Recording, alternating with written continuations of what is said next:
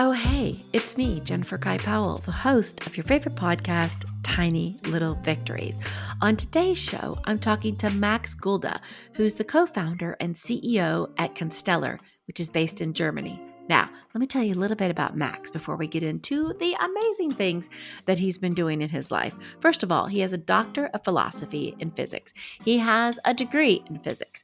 He was an exchange student in Milano. And also, he did his postdoc where he actually created a device that is the first device in the world that can see the Earth at a atomic level. But I want you to stick around to the very end of this podcast because he is going to talk about how he makes what's invisible visible from the Earth's surface. He talks about food security and water optimization and how we only have 6 more harvests left in the world until we are at a critical food availability situation going on here. He also talks about how prices are going to triple with food because if the Earth dries up and there's no water due to climate change, guess what? You cannot grow crops.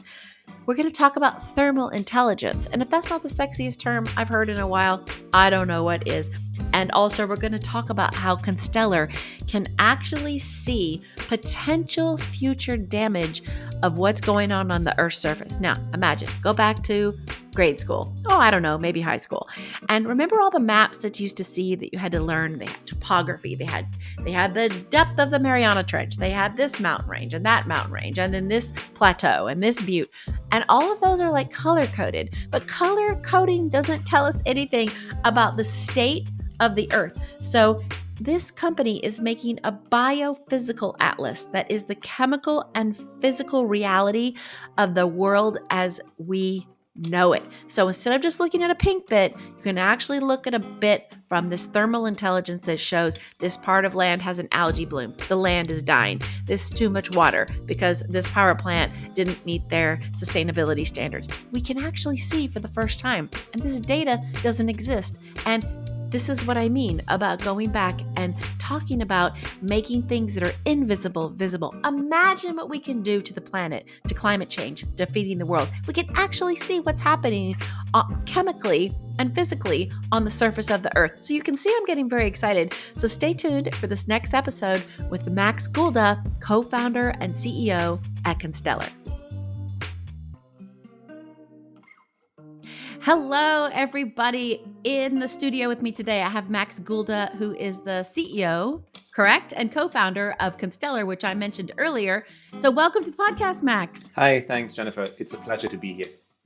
I'm so happy you're here because I was doing a deep dive on you and ended up falling down like this Max rabbit hole where I kept going further and further down and found out that you have a doctor of philosophy and physics, and you were at the Fraunhofer Institute, and I quote, and I have to look at my notes for this to make sure I get it right, but when you did your doctorate, you created the first ultrafast low energy electron diffraction instrument.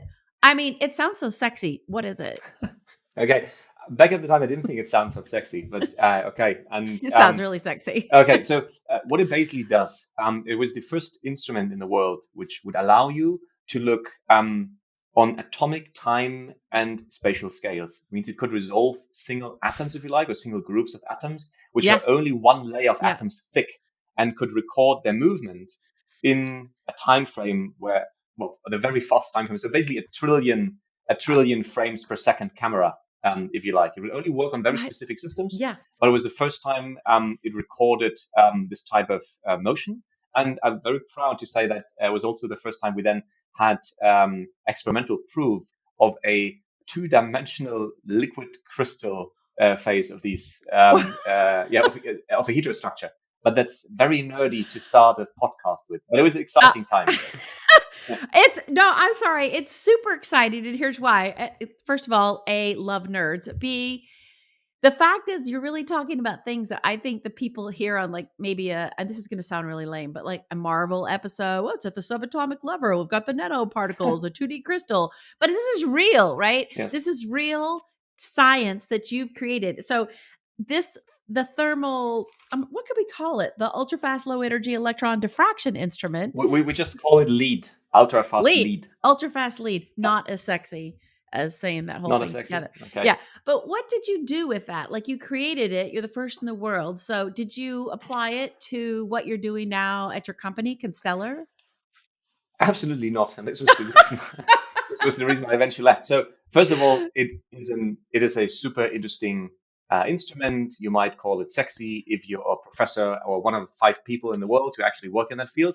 If What? you're anybody of the other 8 billion people, maybe excluding you, Jennifer, you Yes. might not find it that sexy. So Okay. it was a super interesting time, and it Yeah.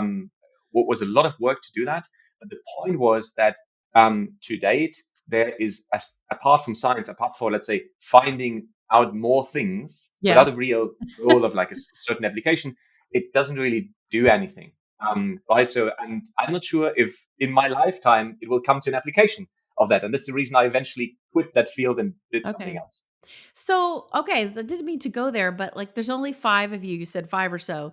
Like, how come there's no application for that? We're not there yet technology wise. We don't know what to do with it, or It's a very good question. So the when I was doing the PhD, when I built that thing together with my colleagues, we just thought, okay, what's physically possible, and wouldn't it be cool if we could see atoms while they move? But it's an experiment, right? So you do yeah. something simply because it hasn't been done before, and you believe that maybe at the end of the road there's interesting physics, maybe even in the best case new physics, and you discover Yeah. something which you can't describe yet because you're lacking the theory. So you try to find out things and Right. you try to gain knowledge just for the sake of gaining knowledge. It's not like a commercial project where you think, hey, I want to Yeah. solve this problem, so I'm going to Yeah. build this thing to solve this problem. No, it's like, hey, let's just see where this brings us. That's the beauty of Yeah. science. Yeah, that is the beauty of science, and I love that you said that because just knowledge for the sake of knowledge, which I do believe we've forgotten in a way. And I have, I feel I met some teenage girls who were really into mycology recently, and they were talking about applications of fungi to one solve biodiversity problems, to solve nutrition problems, and I'm sitting there thinking, wow, there's hope for the world now, right? Here we are having hope. Yes. And then we're talking to you and you're talking about, discovering things for just for the sake of knowledge. And we don't have an application, but we might have one later, which is Yeah, beautiful. definitely. And I So mean thank that's you. the time. That's happening all the time, right? Scientists Yeah. find things out, and eventually they will be applied to some technology. Yeah. When Einstein was working on general relativity, he didn't think Yeah. about GPS satellites. It's No, so it's like, true. It's okay, so true. it's okay. It's the mathematics of how Mars is bending space. Okay, but this eventually will be super critical for our little blue dot on the mobile phone. Obviously, he Yeah. didn't know, but it's super Right. handy to have it. Otherwise, it wouldn't work.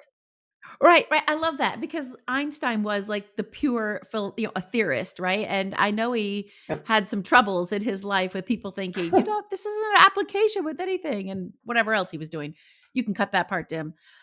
But I I love the fact that there's a community that does this for the betterment of humanity because without it, I'm not sure, like you said, like, how many years, decades later, we would have used that, to find the blue dot through GPS. And do you think that's still alive today? This, sake for the sake of knowledge, for the sake of science, or has it been marginalized a bit globally? No, absolutely, and I think it's actually so. My hope for the world is in like now the scientist speaking is that these things become part of, let's say, popular discussions and the popular culture, right? Mm, So that people do discuss things like general relativity yes, and do discuss things like cosmology, microscopy, I don't know, space tech, because it is so important to us. It is so important, and it's the closest we have, apart maybe from the religion you can subscribe to or not subscribe to actually absolutely. answering those questions which matter.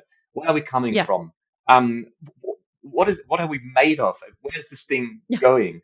But that's one part, and it's super important to do this fundamental work. But on the other hand, and that's maybe because I do not have the brilliance of an Einstein or someone else. So I knew relatively early I don't on know. that Yeah. no, like, that's a different level. So thanks, but that's a very different level. I knew early on that I will not be I might be at the forefront of a certain field, but I do not have the Yeah. brilliance and the cognitive abilities to really change the fundamental understanding of how we see the world. Yeah. So maybe my role is rather to go, I wouldn't say an easier route, but go another route to actually look at a certain problem and try to solve it, simply because my brain isn't big enough to do the other Yeah. route. But I love that because I think the other route does require like a specific kind of mental capacity, but in a Yes. very odd way, you've actually done the same thing with Constellar. So if you look at how you painted that kettle, right? Yeah. So Constellar is so fascinating to me because you are looking at from satellites in the sky, literally at the Earth's soil composition, carbon. So you are to me taking technology and science, that's my love language, tech plus science, and create solving a problem. So Yes. I mean, doesn't seem hard for you to make that jump to Constellar. Tell me about like how you got there and why, because I want to talk about thermal. I want to talk about something later about this thermal intelligence. I Thermal love this intelligence. word. Yes. Okay. Yeah. Yes. That is a cool word. I think Rosa came Yeah. up with thermal intelligence. So, okay. What was the road map for me, or Yeah. the road? So, Yeah. there I am in the lab. I did publish, I don't know, was it science or something, and I got a bit frustrated because I was like, am I actually going to see the application in my lifetime? In parentheses, Yeah. Einstein didn't see the application in his lifetime, and he was way smarter, right, and did something way more important. So he was like, maybe I want to You know do what? something. I don't know. Maybe if Einstein was like grown up in this era, he would be like, he would have maybe been like, screw this, I'm out. I'm going to go apply this to Could like, be, world hunger. We don't know because it was a different time then. yeah, yeah, that could be, that could We be. could We speculate don't on know. what Einstein would do if he was born in Yes, 1975. he would definitely have. I think he had a bit of an entrepreneurial spirit to him. Exactly. Interesting character. I think it was a Yeah. difficult but also a very funny guy. But that's Yeah. another story. So the coming back to the question of why did Back I to choose you. something else? Yeah, who's this Einstein guy, anyways, right? So, It's all about uh, who is this? Back yeah, to Max. exactly. So there I was. I didn't really know where to head. So I thought, okay, if I really want to solve a problem, let's start with the big problems. What are the big problems? And the good news Yeah. is there are plenty, right? There are plenty big problems. So for me, Yes. one of the biggest problems I could find, maybe a bit naive, was like, hey, there's climate change, right? So really need to do Hmm. something. And the good thing is about climate change, it's going to hit us relatively soon. So anything I do will probably need to work on a smaller time scale than my own lifetime. So hey, and I thought, okay, what's going to be the core to climate change? Anything which Yeah. has to do with space, because we need to record it and quantify it somehow, and we can only do this from space on a scalable way. Anything which to do with AI, and it was 2014, so before the AI boom.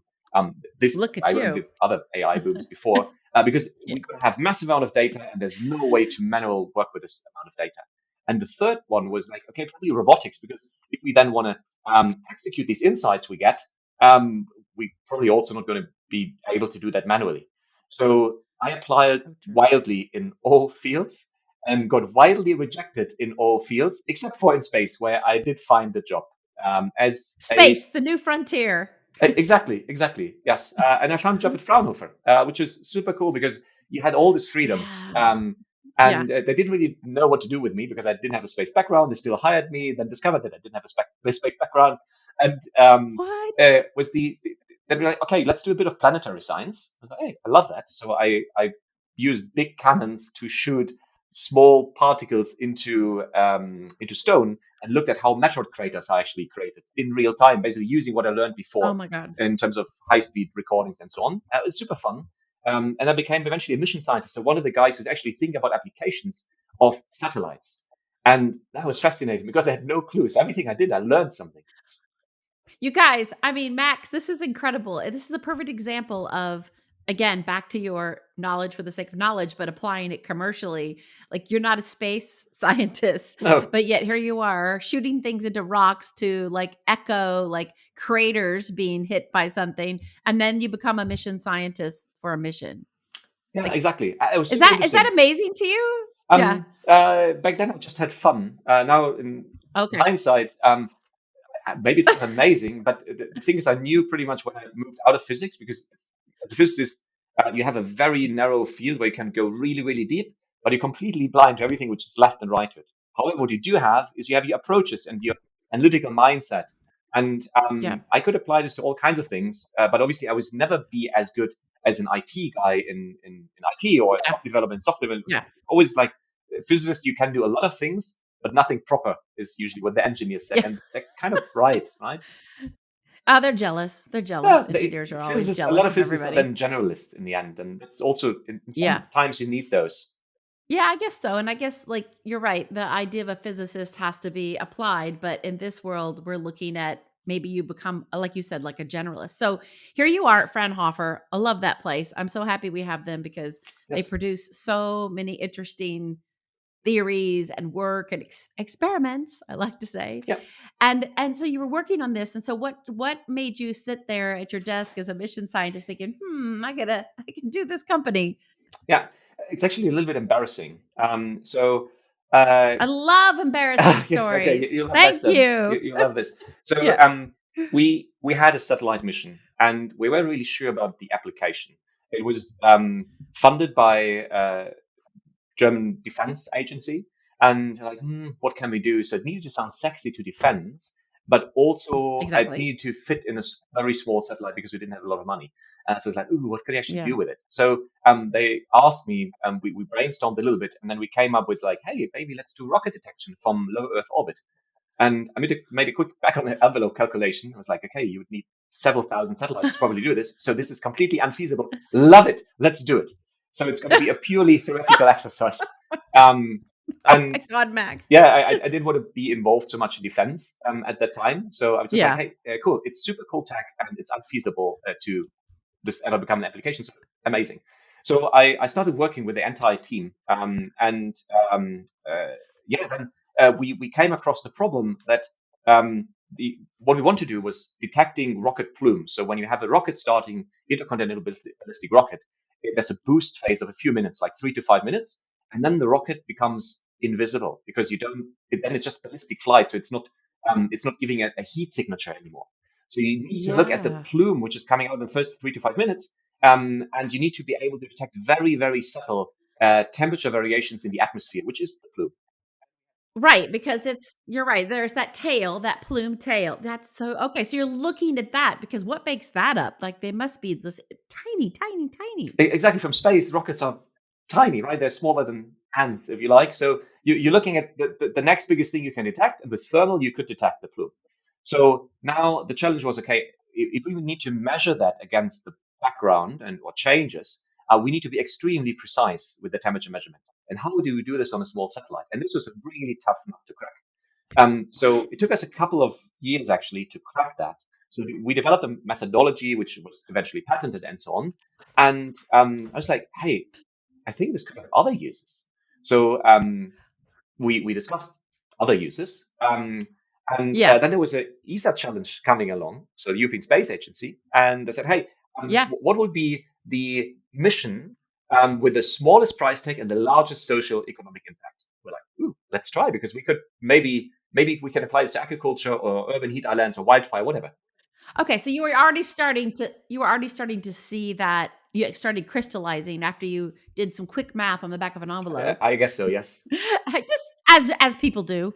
And then you took 2 years to sort of crack this nut, and in that time you began to see like the true application Exactly. We of saw an what could be application, done. but we were very tech focused. Mhm. So kind of like we had the hammer and we're looking for the nail in a way.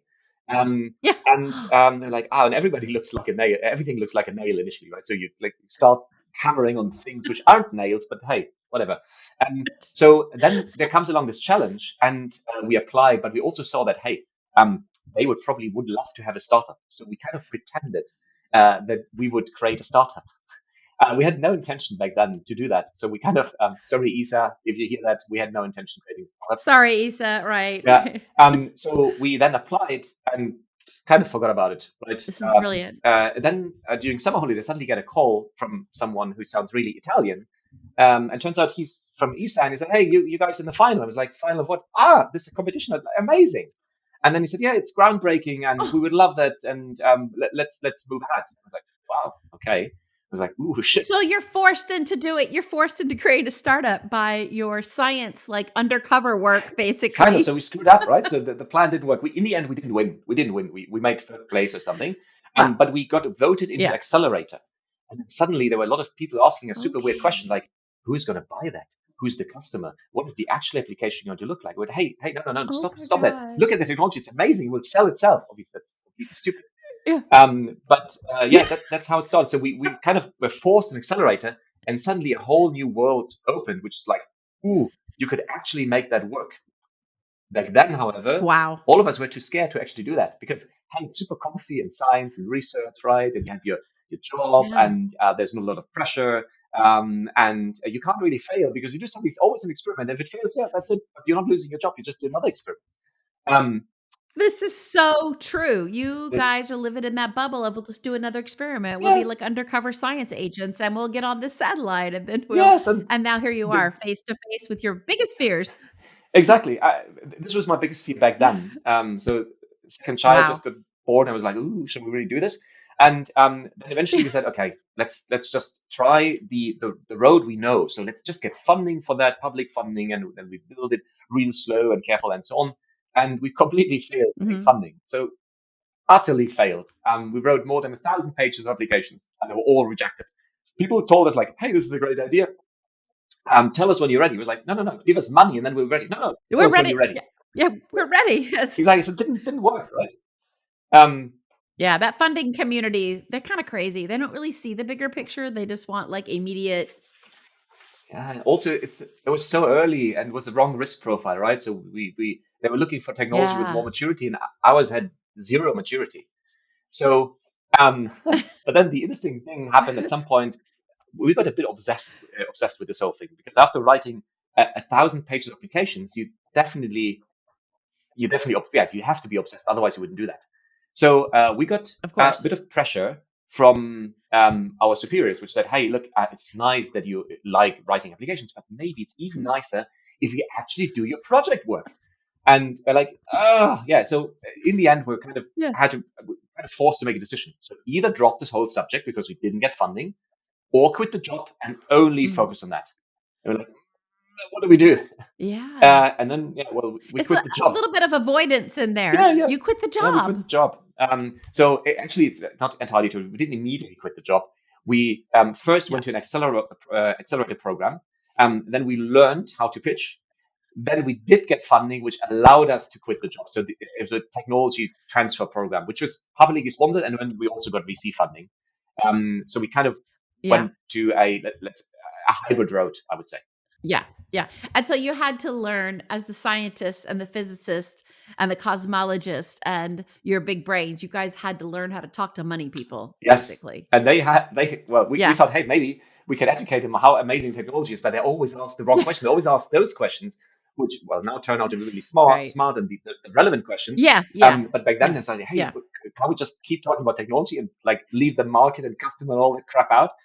But no, they kept yeah. talking about the stuff, and we need to educate ourselves on the stuff, which was Interesting. tough because no prior exposure Of course. to all of those questions. That's like, I love how you're literally it's so it's hard, right? So you're having to change your brain. I get that you guys wanna keep going back and talking about the technology Yes, and the science because it's your happy place, yeah, it's the basically, comfort zone. and it yeah, and so your tiny little victory, the story is all about tiny little victories. You were able to go you went back and then they gave you money and then Castellar became what it is today. And just for the listeners out there, if I get this wrong, correct me, Max. You guys have satellites. You have probably the same thing. There's 2 years to crack that little thing that you did when you were at Yep. Fraunhofer.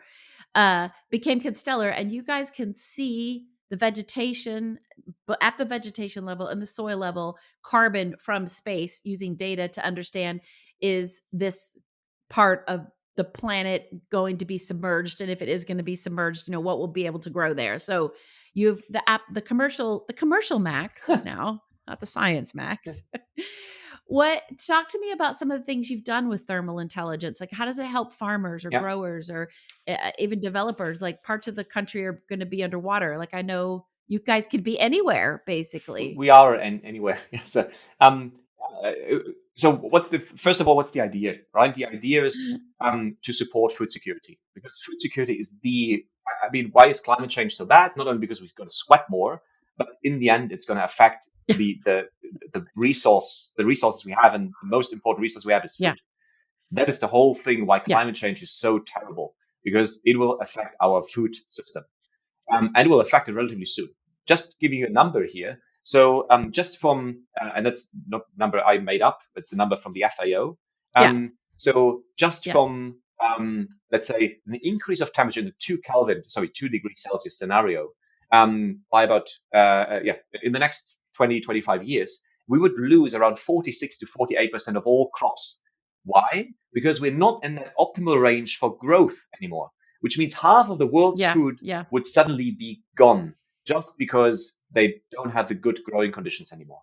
Exactly. And also I think that half the world's food in even countries that are not as developed as us, it's also them, but it's also Of us course. because Europe already is getting crunches from the heat wave in Morocco that imports tomatoes and blueberries. Is a whole ecosystem at And play here. imagine there's no food where you live. What do? You move away, right? You don't start eating Yeah. less, you move away. Yeah. And that's only natural. Yeah. So this is a really global problem. So basically, food security rests on three pillars.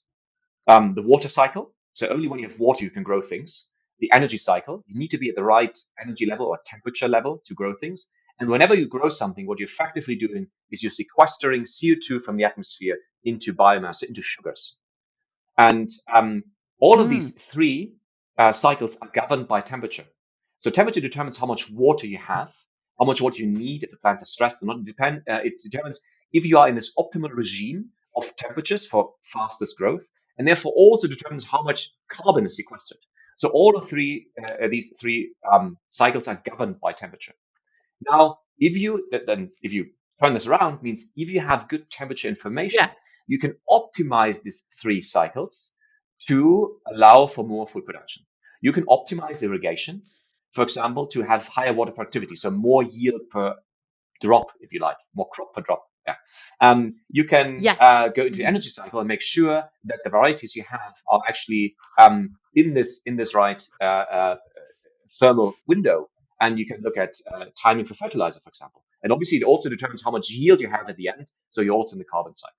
But the problem is that this data doesn't exist today, at least not at the granularity and the frequency we need it. So what Consular is doing is providing exactly this data, but we're not providing it to farmers.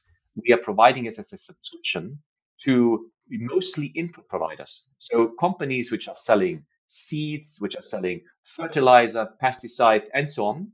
And this allows them to give better agronomic advice to their customers, which are the farmers. So in the end, the farmer is the end user, but we're not selling this data set to them, but we're selling the data set to their their input providers. Okay.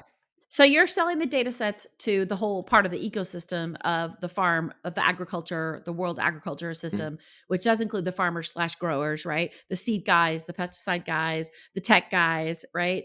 So I find that sometimes I'm very fascinated with this. I write a lot about it in Forbes Mhm. about this same thing, is that it takes about 13 years to create a new seed, from research development to the need. And those seed guys don't seem to have a lot of insight into the fact that 13 years puts us a decade plus 3 years into almost close to 2050. Yes. So like, what is the climate going to be like in 2037, which is 13 years from now, right? And so I hate that there's no data, but I love that you're creating this data, because if we don't get the seed guys, the pesticide guys, the water guys to see, just think now for this with data, then we're going to get to 2037 and not have anything to grow because nobody created a seed that can, succeed in like, 2-3 degrees Celsius higher temperatures. And I don't think people really talk about that enough. They don't talk about what you're talking about, that whole entire ecosystem, giving them information to Yeah. see. Yeah, yeah, no, definitely. So I mean that technologies which are emerging, and some of them are actually halfway mature, which can massively reduce the time to produce a new variety. So it's going to be a combination of solutions, right? So Yeah. it's not going to Constellar is going to not going to be the only one who's contributing. There's going to be alternative proteins. We had Yeah. the fungi story beforehand. Before there's going to be all kinds of solutions which all need to be coupled because the system is a complex one, and everything is Yeah. basically related to everything else. What we see as the vision for Constellar is that we kind of create, let's say, a transparency on the globe in terms of data to drive data-driven I decisions. love So that. we would like to have we call it the biophysical atlas. So a real-time representation, not just What? of the color of the globe, but of the physical and the chemical reality of the globe. So what is the roofing material of this house? Can we improve that? Is there someone leaving polluting water into a stream and then maybe there's algae blooming? What is the amount of water, nitrogen in ABC? What's the soil moisture level here? Is there going to be a drought? So all of these things currently are not really data driven. And suddenly, if you create this with these layers of chemical and physical information, and we obviously started with a physical one as a thermal data company, you Yeah. are in Yeah. the position to massively improve resource application. And that's going to be the key to tackle climate change in the way that we can still eat and drink enough in a couple of years from now. Because the reality is that just from the change in water prices and water availability, very likely between now and 2030, food prices are going to triple to quadruple. Food prices. And I'm not talking about, I don't know, Absolutely. like the high end citrus. I'm talking about rice and wheat and all the basic stuff. The basic stuff that you need, Yeah. those And basic that's six crops. harvests left. Six harvests. And it's not enough. I know. When you think like that, Max, you're saying, let's put it into reality and so people can really Yeah. understand. 6 harvests, like It's nothing. that's a flash. It's It's nothing. nothing. It'll be over soon. And so you talk about these things that I would love to see the world listen and talk about is this biophysical atlas of the world from a chemical and physical point of view. I mean, think of all the people like, yeah, the topography's here, it's low here. Here's the Mariana Trench, it's really deep. But that's just one piece of the puzzle, like you said, this chemical analysis of what's actually happening. So what has been the response from some of these seed companies? Have they been like, whoa? Or are you banging your head like, pay attention, it's only 6 more Um, harvests? so in agriculture, you don't need to convince anybody that times are going to be tough, right? They all know that. They feel that. Okay. Okay. It's more like, okay, this is a completely disruptive new data set. It's a completely different approach. It is not about, so what they use maybe from remote sensing is like, okay, I get a color picture and then I can try to interpret, hey, is this the right type Yeah. of green or brown? And then I do something. But it's not, then you're always looking at damage and results because the photosynthesis has already happened and then either have more or less chlorophyll and so on. So we are Ah, going okay. a complete different approach. It's a physical measurement which tells you about symptoms of potential future damage. So it's not only more reliable, it's also in time to act. So compare these two scenarios. You get you have it's your plant in your kitchen. I assume you have a plant in your kitchen, right? So maybe not. Maybe it's a bathroom. I don't know. Yeah. And, Yeah, I do. I do know I have okay, plants everywhere. I'm a gardener of okay. plants You everywhere. stop Yeah. watering it. What will happen? Well, what will happen? Firstly, you don't really see anything. At some point, the leaves will droop, and then at some later point, it will start to wilt. You see a Yeah. change of color. By then, damage has happened. In the moment you stop watering it and it can't, let's say, cool itself by Yeah. evaporating water, what will happen in thermal regime? It will increase the temperature. The plant gets a fever. You can immediately see that days to weeks before any wilting happens. So suddenly you have a data point which allows you to immediately act, right? Compared to just waiting for damage and then acting. Yes. And Yes. that's the beauty. So suddenly all of these processes will become transparent and that Yeah. is just an exciting thought. And obviously, this goes beyond agriculture, right? You can look at leaks in oil Yeah. pipelines. You can look at okay, what is the road conditions? Is it frozen? Is it not frozen? You can look at algae blooms. You can look at someone maybe there's an anomaly into a power plant, and you can see this from the heat signature. You can look at okay, what's the output of refineries? You can look at okay, let's say uh, cases of compliance. Are those people actually using the right amount of water or are they wasting water?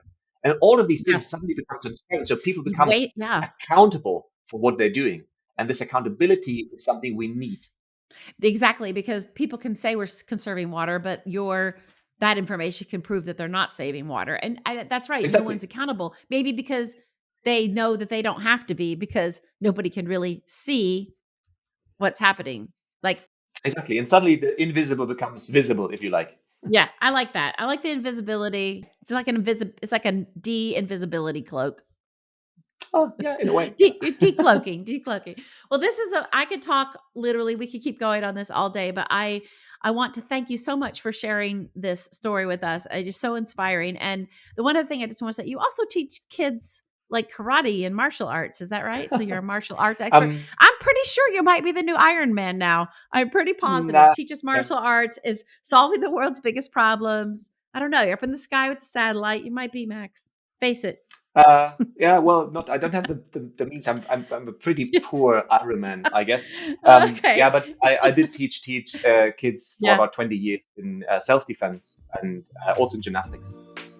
Yeah, I love that because teaching confidence could help them when they go out in the world to stand up to investors or be confident in your decision to have an ultra fast like diffraction thing. So I love that. I love how, well, it's true. The whole person comes together when you begin to look at their past. You see all their pieces.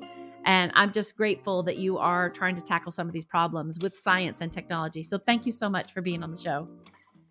Thank you so much for having me, and all the best, Jennifer.